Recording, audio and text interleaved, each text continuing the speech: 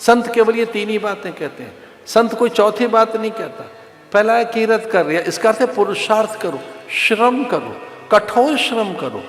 फिर दूसरा क्या करो, वंड छक, बांटकर ग्रहण करो, बांटकर ग्रहण कीजिए।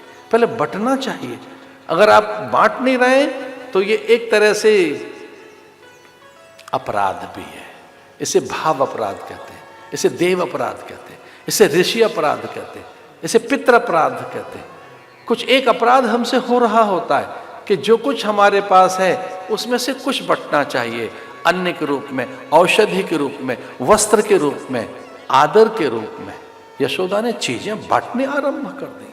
इतने उपहार आए, इतनी वस्तुएं कि घर भर गया है, उनमें अभिमान संग्रह की भावना न रहे। और यशोदा से परिग्रह सीखो, अपरिग्रह सीखो। एक अपरिग्रह, एक परिग्रह। अपरिग्रह कहते हैं कि अधिक है ऐसा जानकर बांटे, और परिग्रह का अर्थ है कि बहुत कम है और आए और आए। ये तो बहुत कम है। जो प्राप्त है उसमें संतुष्ट रहना सीखें, और जो अप्राप्त है उसकी अधिक चिंता न करें। और यही हमारे दुख का कारण है कि जो प्राप्त है वो बहुत थोड़ा सा है, और जो प्राप्त नहीं है उसके पीछे भाग रहे हैं। तो जो प्राप्त है, समय, साधन, सुविधा, वस्तुएं, उसका तो लाभ लें। मैं व्यतिक्रम नहीं करना चाहता, विषय से भटकना नहीं चाहता। एक उच्च पदस्थ व्यक्ति को तेरा खाली नीरस, एक आभाहीन देखा, मैं विषय से भटकना नहीं चाहता। एक उच्च पदस्थ व्यक्ति को हमने देखा खाली नीरस, उदास, भैया क्या हुआ है? बोले एक और बड़ा पद मिल जाए, एक और बड़ा पद। जो अभी पदस्थ है, अभी प्रतिष्ठित है, अभी जो प्राप्त है, इसका लाभ लिया।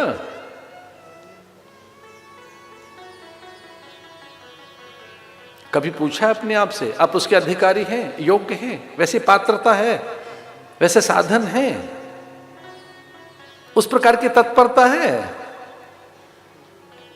मना कर दीजिए संगठन से, दूसरों से, अपनों से, उच्चस्थ पदाधिकारियों से कि मैं अधिकारी नहीं हूं। तो नहीं मिला है इसका अर्थ है अधिकारी नहीं है, आप पात्र नहीं है, योग्य नहीं है। अयोग्य व्यक्ति को चीजें सौंप दें। ढूंढो आपसे भी अधिक कोई योग्य है। ये तो आप महाभाग्यवान हैं, आपके पुण्य अच्छे हैं कि इतनी अयोग्यता के बाद भी आपके पास बहुत कुछ है। अपात्रता के बाद भी, अनाधिकारी होने पर भी। और गणना करिए अपने से कई बार स्वयं कि जो प्राप्त है उसके लिए उतना श्रम, साधन, योग्यता, पात्रता, वैसी पात्रता है, वैसे अधिकारी हैं, उतना श्रम किया है, उतने पुरुषार्थी हैं, उच्च पद की लालसा तो लिए बैठे हो। चार दरिद्र की झोंपड़ी में दीप कभी जलाया है? उच्च पदस्थ होना चाहते हो, दीन देखे हैं, दरिद्र देखे? कई वनवासी, गृहवासी, आदिवासियों के बीच पहुंचे हो क्या? कभी उनके यहां पहुंचे हैं औषधि लेकर, अन्न लेकर, साधन लेकर, शिक्षा लेकर, स्वावलंब लेकर, स्वाभिमान उनका जगाने के लिए? संगठन में रेवड़ियां बट रही हैं, चार हमें और मिल जाएं। उच्च पदस्थ होना चाहते। एक समूह में थे वो, और निकटस्थ आध्यात्मिक अंतःकरण का व्यक्ति तत्काल सावधान हो गया, सजग हो गया। हमने कहा गुरु है तो अवसर दो बोलने का, वैद्य को अवसर दो कि वो रोग बता सके, औषधि दे सके, निदान दे सके। डराओ मत वैद्य को। वैद्य आपका बैरी नहीं है, वैद्य आपका शत्रु नहीं है। वैद्य आपके शरीर की रक्षा करना चाहता है, इसलिए वैद्य बता रहा है कि पथ्य रखो, औषधि लो। वैद्य बोध करा रहा है कि आपको व्याधि है, इस व्याधि में यह पथ्य रखा जाएगा, इससे अपथ्य हो जाएगा। ये औषधि का क्रम है। वैद्य चूंकि आपका हितैषी है इसलिए बता रहा है वैद्य। सचिव अगर कोई आपको सलाह दे तो सचिव बड़ा नहीं हो गया है, वो आपकी ऊंचाइयों की रक्षा चाहता है। उसे भयभीत मत रखो। अनुचरों को, सेवकों को, अपनों को, मित्रों को, स्वजन बंधु बांधवों को चुप मत कर दो। माता पिता का मुंह बंद मत कर दो, उन्हें बोलने दो, टोकने दो। और माता पिता अगर सीख न दें, वो उपदेश न दें, और वो आपको सचेत न करें, सावधान न करें, तो कितनी बड़ी हानि है जीवन में। हिमालय के उत्तुंग शिखर नरनारायण पर्वत के मध्य में अलकनंदा, भैरवी चक्र, उर्वशी पीठ, जहां सरस्वती अलकनंदा में समाहित होती हैं, उस नारायण आश्रम, बद्रिकाश्रम में कुबेर पुत्रों को कुछ चेष्टाएं करते हुए देखकर नारद ने उन्हें चेताया था।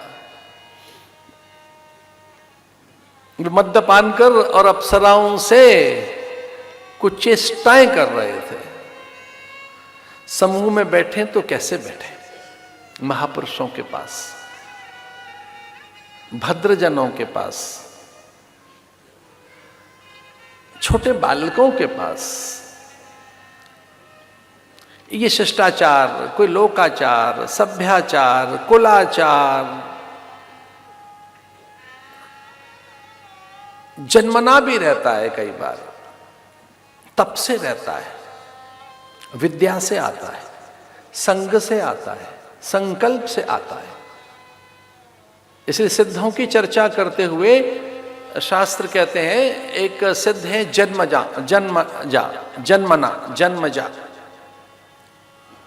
फिर है तपजा, औषधिजा, मंत्रजा, समाधिजा। कुछ लोगों में अच्छी बातें जन्म से ही रहती हैं, प्रसंग से, सद्विचार से, विद्या से, विवेक से, उचित और मंगलकारी परिवेश से, उपदेश से व्यक्ति और अधिक गुणों का विकास करता है। कभी कभी परिवेश की पवित्रता व्यक्ति को उन्नत बनाती है। महापुरुषों की संगति, उनके उपदेश उसे और अग्रेसित करते, आगे बढ़ाते। तपजा, कई बार व्यक्ति तप से भी बहुत आगे जाता है। मंत्रजा, महापुरुषों के मंत्र आदि, सदग्रंथों में जो मंत्र हैं, हमारे इष्ट के जो मंत्र हैं, हमारे जो आध्यात्मिक साधन हैं, उनसे भी आत्म परिष्कार होता है, आत्मशुद्धि होती है, व्यक्ति की चेतना में उत्थान आता है, उसके जीवन में उत्कर्ष आता है और वह उच्चस्थ अवस्था को प्राप्त होता है। समाधिजा, और कई बार बड़ी समाधि के प्रयोग, निर्वितर्क, सवितर्क, निर्विकल्प, सविकल्प, निर्बीज, सबीज, ऐसे समाधि जिसमें विश्व का व ज्योतिष्मति, कि आपका अंतःकरण शोक रहित हो जाए। आध्यात्मिक साधन करते कि जब शोक न रहे आप में भय न रहे, अभयम सत्य संशुद्धि। सबसे बड़ी साधना क्या है कि जब आपके पास भय ही नहीं रहा है कोई, आप में अभिनिवेश का अंत हो गया हो, आपके अभिनिवेश का अवसान हो जाए, यही साधना का फलादेश है कि आप में भय ही नहीं रहा है। ये निर्भयता है, बड़ी चीज है। निर्भयता, अभयता, अभयम सत्व संशुद्धि। और ये अभयता, निर्भयता, निर्भीकता, निर्द्वंदता, निश्चिंतता कब आती है? कब आप निर्द्वंद होते हैं, निर्भीक कब होते हैं, निशंक कब होते हैं? कोई शंका नहीं है। अब निशंक अवस्था, निर्भीक अवस्था, निर्द्वंद अवस्था, निर्वैद्य अवस्था। निर्वैद्य का अर्थ है कोई वेदना नहीं, नो पेन। आपको पेन छुए नहीं, कोई दर्द ही नहीं हुआ आपको। इसका अर्थ प्रस्तर हो गए, आप पत्थर हो गए। इसका अर्थ क्या हुआ कि आप चट्टान बन गए। पर जरा छोटी मोटी चीजें आपको दर्द नहीं पहुंचाती हैं, आप आहत नहीं होते, विचलित नहीं होते, व्याकुल नहीं होते, आप व्यथित नहीं होते। तनिक सी बहुत छोटी मोटी चीजों से, व्यक्ति, वस्तु, पदार्थ, दृश्य, घटनाओं से आप बहुत जल्दी आहत नहीं होते, विचलित नहीं होते, व्याकुल नहीं होते। इसका नाम क्या है? एक ऐसी अवस्था, शोक रहित अवस्था, प्रशांत वाहिता, कि आप में एकदम शांत हैं, सहज हैं। ऐसा तब संभव है जब आप आध्यात्मिक उत्कर्ष को उपलब्ध होते। आध्यात्मिक साधन आपको बहुत ऊंचा लेकर जाते हैं, आपको एलिवेट करते हैं, वो बहुत ऊंचा लेकर जाते हैं। और अगर आप में आध्यात्मिक साधन न रहे, विचार का साधन न हो, कोई उपदेश न आए, कहीं अच्छी संगति न मिले, तो मन का तो स्वभाव नीचे जाने का है। एक सामान्य बात सुनिए ध्यान से, मन में स्वाभाविक पतन है, उत्थान नहीं है। मन में स्वाभाविक पतन है, मन नीचे ही जाता है। व्यक्ति, वस्तु, पदार्थ, दृश्य, घटनाओं में, रूप में मन तो विषयासक्ति के कारण विषयों में ही रमा रहता है। उसमें निरंतर पतन है, निरंतर क्षरण है, निरंतर।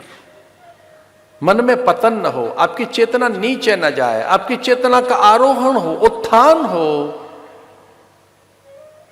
वो किसी परिवेश से, व्यक्ति से, उपदेश से, आध्यात्मिक साधन से, मंत्र साधन से।